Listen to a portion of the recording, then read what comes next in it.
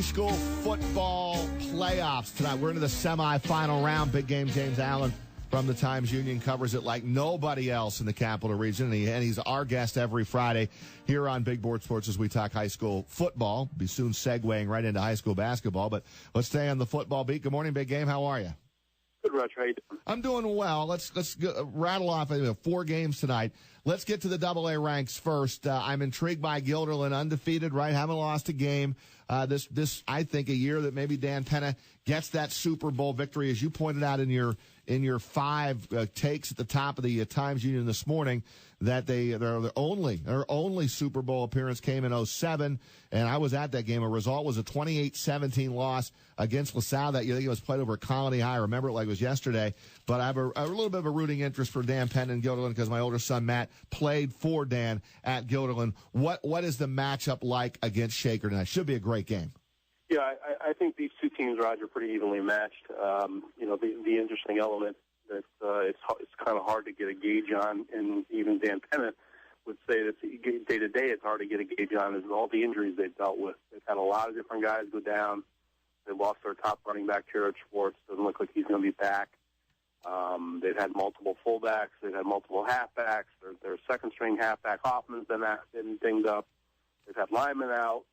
So there's just a lot of different things that have, kind of gone against them since they beat CBA a couple weeks ago. And, last week they had their hands full with the Bethlehem team that gave Shaker a very tough game in week 7. So that was like a 12-7 final, right? Last week? Right. And Shaker only beat Bethlehem 20-7, and it was a very similar kind of game. And, Shaker's offense has been a little bit, sporadic. So I think this game is going to be, I don't expect, both teams are certainly capable of scoring a lot of points, Roger, but I don't expect this game to be a high-scoring game. I think it's going to be more of a low-scoring game, and it's going to come down to a couple things. It's going to come down to efficiency in the red zone. It's going to come down to third down efficiency.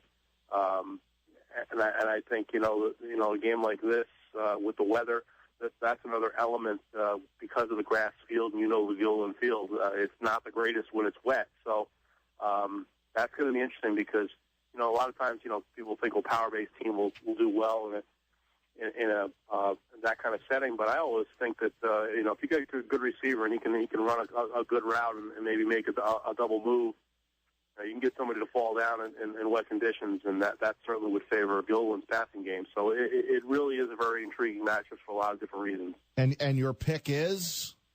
I actually said I did in the chat last night. I went back and forth on this one for 4 days, and I settled on Shaker to win by 3, but I will not be surprised either one of them win.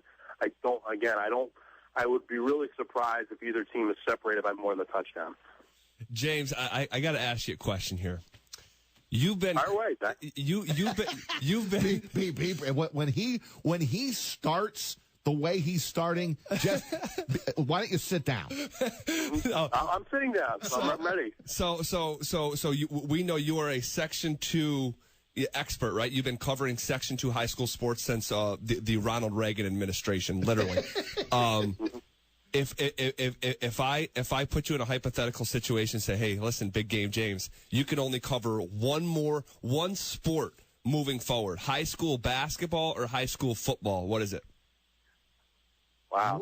Tough one, I told you. Because, people always, I'm associated with football because of the broadcast we do each week, but I love basketball. I love baseball. I love lacrosse. There's really isn't anything. If you had to put me to it, I don't know.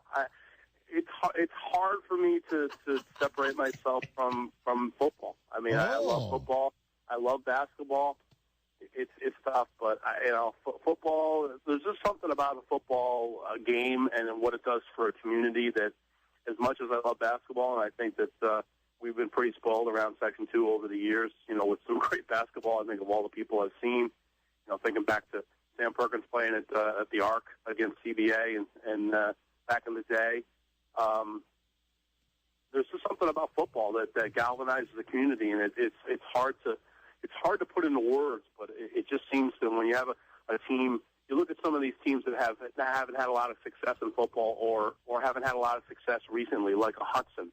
That was in 7 they were in 6 straight Super Bowls in the 80s, and they had Leroy Collins, who played at Louisville, and they haven't had a lot of success, and they haven't won a Super Bowl in 15 years. That community's jacked for their game tonight against Schuylerville. Averill Park's only been in the Super Bowl once, and that was 2005 against Amsterdam. Amsterdam, with T.J. Sesky, won the state championship, and Averill Park was their final hurdle in the Section 2 ranks. But Averill Park's community is going crazy right now with football and what their soccer teams are doing. So I don't know. I guess football would be the ultimate answer, I guess. All right, I warned you. I knew something crazy was coming. There really isn't any wrong answer, though. No, there's not a wrong answer. Even for the sports that don't give attendance. I mean, we did that volleyball match last week with Shannon and Burnt Hills, and that was incredible as well. Yeah, that place was rocking. I saw the highlights for sure on that one. All right, Big Game. The other double A game I want to get your take on, and you like Shaker night over Guilderland. How about CBA at Troy tonight, the other double A semifinal? Well, I know from CBA's perspective, Roger, they're going to be thrilled that Max Jones is back on the field and healthy, and that makes a big difference. And I'm kind of interested to see if he does play defense all the way through.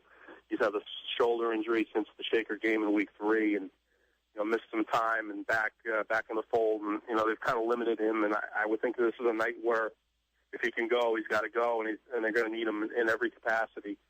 Troy's offense is very dynamic. John Germanero has thrown 18 touchdown passes. That leads the section. Joey Ward second in the section in rushing. CBA's got some capabilities that they spread their offense out, but they also have a guy that by the name of Nick DiNicola, that, oh by the way, is 5th in the area in rushing and over 1,000 yards. So this is going to be an interesting matchup. I mean, CBA had the one loss with Gilliland. They feel like, hey, we got Max Jones. We didn't have him in that game, so they feel like they've got a really good shot in this one. And Troy at home is going to be tough. And they got to the Super Bowl in A's last year, and this is their first year back in Double A since 10. And we know what they did in 2010. That year they got to the state final with Jordan Canzeri, and Troy's going to be tough to beat at home. So you have Troy winning that game, right? I do. Okay. I do, but I certainly, again, when you get down to this time of year, especially the semifinals, are really, with the exception of tomorrow's Warrensburg-Cambridge game, there really isn't a lot of separation with a lot of these teams. I mean, they're all pretty close, and you can see scenarios where any of the teams that would be considered the underdogs could win. And as a big game brought up, Amsterdam at Averill Park tonight, and you also have Schuylerville at Hudson. Read about it in the Times-Union tomorrow. And, of course, we'll have complete coverage of all of those games, highlights, post-game reaction tonight on our football-filled high school Friday show with myself and my colleagues Chris Honorato and Ashley Miller on News Channel 13 live at 11. Big game. Enjoy the weekend, man. We'll talk to you next week. Sounds good. Tell your compadres to bundle up tonight. Yeah, no kidding. It's going to be a cold Friday night covering high school football, the playoffs here, semifinals tonight.